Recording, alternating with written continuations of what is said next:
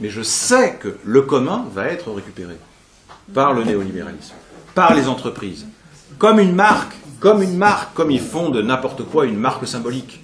Ensuite, ils la vendent, ils la cèdent, ils cèdent des droits. Mais ils sont capables de tout à cet égard. La seule question qu'il faut se poser, c'est qu'est-ce qui ne peut pas être récupéré? Ben, si on fait, donc voilà, si on répond comme ça dans l'abstrait, la réponse sera rien. Tout peut être récupéré. Mais le seul, comment dirais-je, cran d'arrêt qu'on puisse être amené à poser, c'est le fait de donner au commun un contenu politique.